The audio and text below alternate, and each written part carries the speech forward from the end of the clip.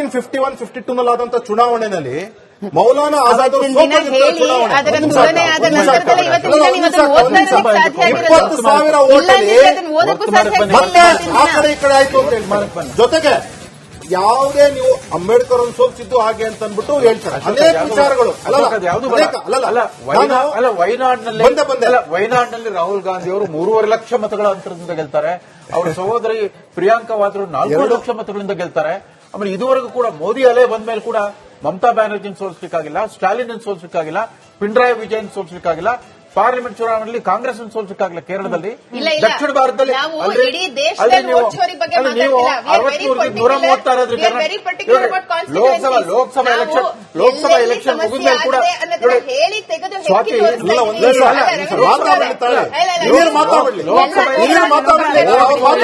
Silent ಆಗ್ಬಿಟ್ಟೆ. Vote ಚೋರಿಯನ್ನು bubble ಇದೆಯಲ್ಲ, vote ಚೋರಿ ಅನ್ನೋ ಬಬಲ್ ಇದೆಯಲ್ಲ. ಒಂದ್ ನಿಮಿಷ ಸ್ವಾತಿ ಅವರು, ನೀವು ಆಗ್ಲೇ ಮಾತಾಡ್ಬಿಟ್ರಿ. ನಾನು ಒಂದ್ ನಿಮಿಷ ಮುಗಿಸ್ಬಿಡ್ತೀನಿ. ಸಿಎಂ ಇಬ್ರಾಹಿಂ ಆಹ್ವಾನ ಮಾಡ್ತಾರೆ ಸಿದ್ದರಾಮಯ್ಯ ಮೇಲೆ.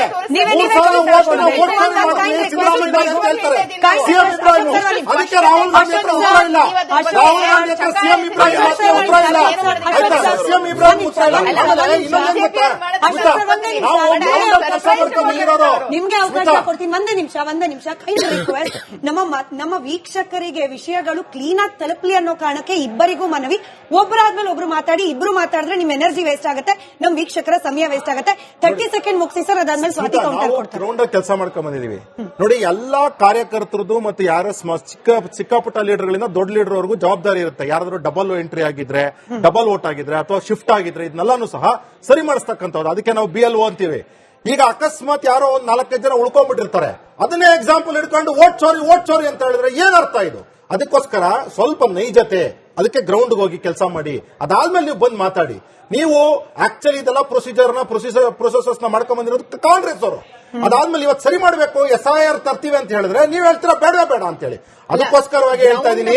ಅದಕ್ಕೋಸ್ಕರ ಕಾಂಗ್ರೆಸ್ ನ ರಾಹುಲ್ ಗಾಂಧಿ ಅವರಿಗೆ, ಸಿದ್ದರಾಮಯ್ಯ, DK ಶಿವಕುಮಾರ್ ಅವರಿಗೆ ರಿಕ್ವೆಸ್ಟ್ ಮಾಡ್ತಾ ಇದ್ದೀನಿ, ಸ್ವಲ್ಪ ನೈತಿಕತೆ ಬನ್ನಿ. ನೋಡಿ, ಒಂದ್ ಹೇಳ್ತೀನಿ ಕೇಳಿ, ಇಲ್ಲಿ ಕಾಮಲಕ್ಕನಿಗೆ ಲೋಕಪಾಲ ಹತ್ರ ಮಾತಾಡಬೇಡಿ. ನೀವು ವೋಟ್ ಮಾಡಿರೋದು ನಾವು ಮಾಡಿಲ್ಲ, ನಾವು ಮಾಡತಕ್ಕಂತ ಅವಶ್ಯಕತೆ ಇಲ್ಲ. ರಾಜಗೌಡ್ರೆ ಆಯ್ತು. ಇವಾಗ ಯಾವುದೇ ಪ್ರಜಾಪ್ರಭುತ್ವ ವ್ಯವಸ್ಥೆಯಲ್ಲಿ ಈ ಮತದಾನ ಪ್ರಕ್ರಿಯೆ ಅನ್ನೋದು ಬಹಳ ಮುಖ್ಯ ಆಗುತ್ತೆ. ಅದ್ರ ಬಗ್ಗೆ ವಿರೋಧ ಪಕ್ಷವಾಗಿ ಕಾಂಗ್ರೆಸ್ಗೆ ಅನುಮಾನ ಬಂದಿದ್ರೆ ವಾಟ್ಸ್ ರಾಂಗ್ ಹೇಳಿ ಸ್ವಾತಿ. ಅಫಿಡವಿಟ್ ಕೊಟ್ರೆ ಆಮೇಲೆ ಅರ್ಥ ಆಗುತ್ತೆ. ವಿಚಾರ ನಾನು ಬಹಳ ಸ್ಪಷ್ಟವಾಗಿ ಹೇಳ್ತಾ ಇದ್ದಾರೆ. ಇವತ್ತು ಅವ್ರು ಮೆನ್ಷನ್ ಮಾಡ್ತಿದ್ರು, ವೋಟ್ ಚೋರಿ ಅಂತ ಹೇಳಿದ್ರಿ, ಆಮೇಲೆ ವಿದೇಶಕ್ಕೆ ಹೋಗ್ಬಿಟ್ರಿ ಅಂತ. ನಾವು ವೋಟ್ ಚೋರಿ ಅಂತ ಯಾವ್ದೋ ಒಂದು ಇಡೀ ದೇಶದಲ್ಲಿ ವೋಟ್ ಚೋರಿ ಆಗೋಗಿದೆ, ಲೋಕಸಭಾ ಚುನಾವಣೆಯಲ್ಲಿ ವೋಟ್ ಚೋರಿ ಆಗೋಗಿದೆ, ಇಲ್ಲಿ ವೋಟ್ ಚೋರಿ ಆಗೋಯ್ತು, ಅಲ್ಲಿ ವೋಟ್ ಚೋರಿ ಆಗೋಯ್ತು, ಚುನಾವಣೆಗಳೇ ಮಾರ್ಪಾಡಾಗ್ಬಿಡ್ತು ಅನ್ನುವಂತಹ ಯಾವುದೇ ಒಂದು ವಿಚಾರವನ್ನಾಗಲಿ ಅಥವಾ ಸ್ಟೇಟ್ಮೆಂಟ್ ಹರಿಯಾಣದ ಬಗ್ಗೆ ನಾವು ಬಹಳ ಸ್ಪಷ್ಟವಾಗಿ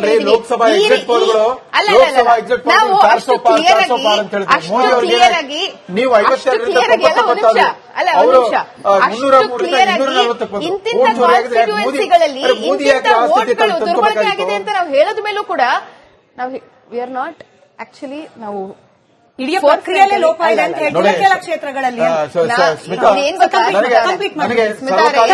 ಕಂಪ್ಲೀಟ್ ಮಾಡ್ಬಿಡ್ಲಿ. ಏನ್ ಗೊತ್ತಾ, ಒಂದು ಡಬ್ಬದಲ್ಲಿ ಚಕ್ಲಿ ಇದ್ರೆ ನೀವು 2, 3, 4 ಚಕ್ಲಿ ಖಾಲಿ ಮಾಡ್ಬಿಟ್ರೆ ಅದು ಗೊತ್ತಾಗ್ಬಿಡುತ್ತೆ. ಒಂದು 10-20 ಚಕ್ಲಿ ಇತ್ತು, ಅದ್ರಲ್ಲಿ ಒಂದು 10 ಚಕ್ಲಿ ಖಾಲಿ ಆಯ್ತು ಅಂತ. ಆದ್ರೆ ಈ ಚಕ್ಲಿ ಮಧ್ಯ ಮಾತ್ರ ಮುರ್ಕೊಂಡು ಹೋದ್ರೆ ಚಕ್ರಗಳಷ್ಟೇ ಇರುತ್ತೆ, ಚಕ್ಲಿ ಅಷ್ಟೇ ಇರುತ್ತೆ. ಚಕ್ಲಿಗಳಷ್ಟೇ ಇರುತ್ತೆ, ಮಧ್ಯ ಮಾತ್ರ ಖಾಲಿ ಆಗುತ್ತೆ. ವೋಟ್ ಚೋರಿ ಬಗ್ಗೆ ಗೊತ್ತಿದ್ರೆ ಒಂದು ಆರೋಪ ಏನಂದ್ರೆ ನಿಮ್ಮ ಮೇಲೆ ಇರೋ ಕಾಂಗ್ರೆಸ್ ಮೇಲೆ ಇರುವಂತಹ ಆರೋಪ ಏನಂತಂದ್ರೆ ವೋಟ್ ಚೋರಿ ಆಗಿದೆ ಅಂತ ಕನ್ಫರ್ಮೇಶನ್ ಇದ್ದಾಗ ಎಲೆಕ್ಷನ್ ಟೈಮ್ ಅಲ್ಲಿ ಯಾಕೆ ಅದನ್ನ ಪ್ರಸ್ತಾಪ ಮಾಡಿದ್ರಿ? ಮೊದಲು ಕೂಡ ಪ್ರಸ್ತಾಪ ಮಾಡಬಹುದಿತ್ತು. ಆಮೇಲೆ ಯಾವ್ದೋ ಮಾಡೆಲ್ ಫೋಟೋ ಯೂಸ್ ಮಾಡ್ತೀರಿ, ಅವ್ರಿಗೆ ನಮಗೆ ಸಂಬಂಧನೇ ಇಲ್ಲ. ಆ ಒಂದು ಸ್ಟೇಟ್ಮೆಂಟ್ ಇದೇ ಯಾಕೆ ಅಂತ ನಿಮಗೆ ಕನ್ಫರ್ಮೇಶನ್ ಇದ್ರೆ ಮೊದಲು ಅದನ್ನು ಪ್ರಸ್ತಾಪ ಮಾಡಬಹುದು. ಉದ್ದೇಶ ಏನು ಅಲ್ಲ, ಉದ್ದೇಶ ನಾವು ಪ್ರಶ್ನೆ ಮಾಡ್ತಿಲ್ಲ. ಆರೋಪ ಇದೆಯಲ್ಲ ನಿಮ್ಮ ಮೇಲೆ ಆರೋಪ ಇದೆ.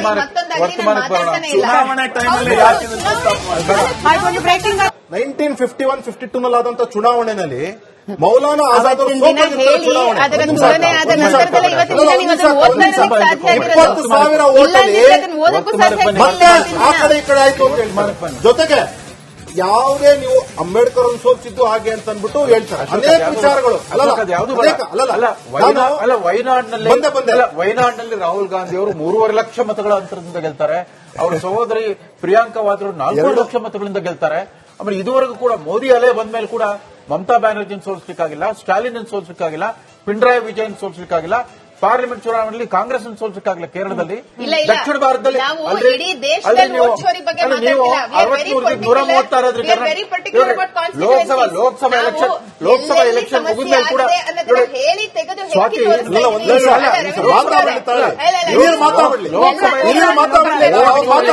ಸೈಲೆಂಟ್ ಆಗ್ಬಿಟ್ಟೆ. ವೋಟ್ ಚೋರಿಯನ್ನು ಬಬಲ್ ಇದೆಯಲ್ಲ, ವೋಟ್ ಚೋರಿಯನ್ನು ಬಬಲ್ ಇದೆಯಲ್ಲ. ಒಂದ್ ನಿಮಿಷ ಸ್ವಾತಿ ಅವರು, ನೀವು ಆಗ್ಲೇ ಮಾತಾಡ್ಬಿಟ್ರಿ. ನಾನು ಒಂದ್ ನಿಮಿಷ ಮುಗಿಸ್ಬಿಡ್ತೀನಿ. ಸಿಎಂ ಇಬ್ರಾಹಿಂ ಆಹ್ವಾನ ಮಾಡ್ತಾರೆ ಸಿದ್ದರಾಮಯ್ಯ ಮೇಲೆ. 3,000 ವೋಟ್ ಮಾಡ್ತೀನಿ ಸಿದ್ದರಾಮಯ್ಯ ಅಂತ ಹೇಳ್ತಾರೆ ಸಿಎಂ ಇಬ್ರಾಹಿಂ. ಅದಕ್ಕೆ ರಾಹುಲ್ ಗಾಂಧಿ ಹತ್ರ ಉತ್ತರ ಇಲ್ಲ. ರಾಹುಲ್ ಗಾಂಧಿ ಹತ್ರ ಸಿಎಂ ಇಬ್ರಾಹಿಂ ಹತ್ರ ಉತ್ತರ ಇಲ್ಲ. ಆಯ್ತಾ? ಸಿಎಂ ಇಬ್ರಾಹಿಂ ಉತ್ತರ ಇಲ್ಲ. ನಿಮ್ಗೆ ಅವಕಾಶ ಕೊಡ್ತೀನಿ. ಒಂದೇ ನಿಮಿಷ ಕೈಂಡ್ ರಿಕ್ವೆಸ್ಟ್. ನಮ್ಮ ವೀಕ್ಷಕರಿಗೆ ವಿಷಯಗಳು ಕ್ಲೀನ್ ಆಗಿ ತಲುಪಲಿ ಅನ್ನೋ ಕಾರಣಕ್ಕೆ ಇಬ್ಬರಿಗೂ ಮನವಿ. ಒಬ್ಬರಾದ್ಮೇಲೆ ಒಬ್ರು ಮಾತಾಡಿ, ಇಬ್ರು ಮಾತಾಡಿದ್ರೆ ನಿಮ್ ಎನರ್ಜಿ ವೇಸ್ಟ್ ಆಗುತ್ತೆ, ನಮ್ ವೀಕ್ಷಕರ ಸಮಯ ವೇಸ್ಟ್ ಆಗುತ್ತೆ. 30 ಸೆಕೆಂಡ್ ಮುಗಿಸಿ ಸರ್, ಅದಾದ್ಮೇಲೆ ಸ್ವಾತಿ ಕೌಂಟರ್ ಕೊಡ್ತಾರೆ. ಗ್ರೌಂಡ್ ಕೆಲಸ ಮಾಡ್ಕೊಂಡ್ ಬಂದಿದೀವಿ ನೋಡಿ. ಎಲ್ಲಾ ಕಾರ್ಯಕರ್ತರದ್ದು ಮತ್ತೆ ಯಾರ ಚಿಕ್ಕ ಪುಟ್ಟ ಲೀಡರ್ಗಳಿಂದ ದೊಡ್ಡ ಲೀಡರ್ ವರೆಗೂ ಜವಾಬ್ದಾರಿ ಇರುತ್ತೆ. ಯಾರಾದ್ರೂ ಡಬಲ್ ಎಂಟ್ರಿ ಆಗಿದ್ರೆ, ಡಬಲ್ ವೋಟ್ ಆಗಿದ್ರೆ ಅಥವಾ ಶಿಫ್ಟ್ ಆಗಿದ್ರೆ ಇದನ್ನೆಲ್ಲಾನು ಸಹ ಸರಿ ಮಾಡಿಸ್ತಕ್ಕಂಥದ್ದು. ಅದಕ್ಕೆ ನಾವು BLO ಅಂತೀವಿ. ಈಗ ಅಕಸ್ಮಾತ್ ಯಾರೋ ಒಂದ್ 4-5 ಜನ ಉಳ್ಕೊಂಡ್ಬಿಟ್ಟಿರ್ತಾರೆ, ಅದನ್ನೇ ಎಕ್ಸಾಂಪಲ್ ಇಟ್ಕೊಂಡು ವೋಟ್ ಚೋರಿ ಅಂತ ಹೇಳಿದ್ರೆ ಏನ್ ಅರ್ಥ ಇದು? ಅದಕ್ಕೋಸ್ಕರ ಸ್ವಲ್ಪ ನೈಜತೆ, ಅದಕ್ಕೆ ಗ್ರೌಂಡ್ಗೆ ಹೋಗಿ ಕೆಲಸ ಮಾಡಿ, ಅದಾದ್ಮೇಲೆ ನೀವು ಬಂದು ಮಾತಾಡಿ. ನೀವು ಆಕ್ಚುಲಿ ಇದೆಲ್ಲ ಪ್ರೊಸೆಸರ್ಸ್ ನ ಮಾಡ್ಕೊಂಡ್ ಬಂದಿರೋದು ಕಾಂಗ್ರೆಸ್ ಅವರು. ಅದಾದ್ಮೇಲೆ ಇವತ್ತು ಸರಿ ಮಾಡಬೇಕು, SIR ತರ್ತೀವಿ ಅಂತ ಹೇಳಿದ್ರೆ ನೀವು ಹೇಳ್ತೀರಾ ಬೇಡ ಅಂತ ಹೇಳಿ. ಅದಕ್ಕೋಸ್ಕರವಾಗಿ ಹೇಳ್ತಾ ಇದ್ದೀನಿ. ಅದಕ್ಕೋಸ್ಕರ ಕಾಂಗ್ರೆಸ್ ನ ರಾಹುಲ್ ಗಾಂಧಿ ಅವರಿಗೆ, ಸಿದ್ದರಾಮಯ್ಯ, DK ಶಿವಕುಮಾರ್ ಅವರಿಗೆ ರಿಕ್ವೆಸ್ಟ್ ಮಾಡ್ತಾ ಇದ್ದೀನಿ, ಸ್ವಲ್ಪ ನೈತಿಕತೆ ಬನ್ನಿ. ನೋಡಿ, ಒಂದ್ ಹೇಳ್ತೀನಿ ಕೇಳಿ. ಇಲ್ಲಿ ಕಾಮಲ ಕಣ್ಣನ್ಗೆ ಲೋಕಪಾಲ ಅವ್ರ ಹತ್ರ ಮಾತಾಡಬೇಡಿ.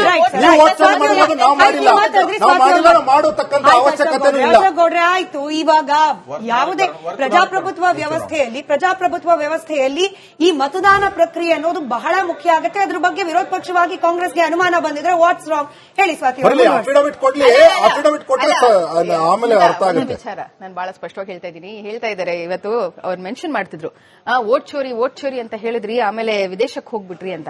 ನಾವು ವೋಟ್ ಚೋರಿ ಅಂತ ಯಾವ್ದೋ ಒಂದು ಇಡೀ ದೇಶದಲ್ಲಿ ವೋಟ್ ಚೋರಿ ಆಗೋಗಿದೆ, ಲೋಕಸಭಾ ಚುನಾವಣೆಯಲ್ಲಿ ವೋಟ್ ಚೋರಿ ಆಗೋಗಿದೆ, ಇಲ್ಲಿ ವೋಟ್ ಚೋರಿ ಆಗೋಯ್ತು, ಅಲ್ಲಿ ವೋಟ್ ಚೋರಿ ಆಗೋಯ್ತು, ಚುನಾವಣೆಗಳೇ ಮಾರ್ಪಾಡಾಗ್ಬಿಡ್ತು ಅನ್ನುವಂತಹ ಯಾವುದೇ ಒಂದು ವಿಚಾರವನ್ನ ಸ್ಟೇಟ್ಮೆಂಟ್ ಹರಿಯಾಣದ ಬಗ್ಗೆ ನಾವು ಬಹಳ ಸ್ಪಷ್ಟವಾಗಿ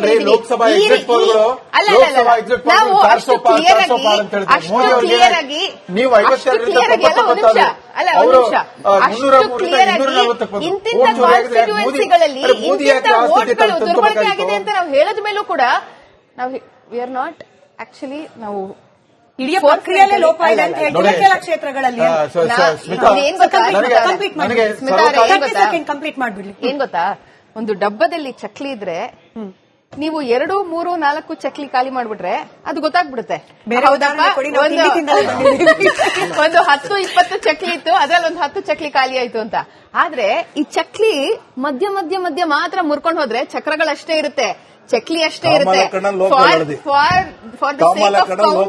ಚಕ್ಲಿಗಳಷ್ಟೇ ಇರುತ್ತೆ, ಆದ್ರೆ ಮಧ್ಯ ಮಾತ್ರ ಖಾಲಿ ಆಗುತ್ತೆ.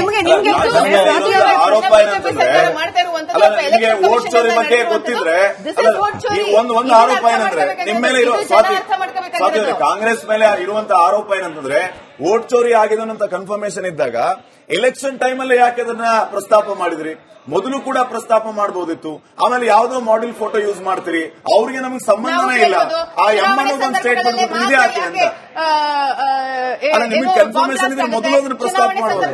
ಉದ್ದೇಶ ಏನು ಅಂತ ಅಲ್ಲ, ಉದ್ದೇಶ ಅಂತ ನಾವು ಪ್ರಶ್ನೆ ಮಾಡ್ತಿಲ್ಲ. ಆರೋಪ ಇದೆ ಅಲ್ಲ ನಿಮ್ಮ ಮೇಲೆ ಆರೋಪ ಇದೆ. ಚುನಾವಣೆ ಟೈಮ್ ಅಲ್ಲಿ ಯಾಕೆ ಪ್ರಸ್ತಾಪ ಮಾಡ್ತಾರೆ?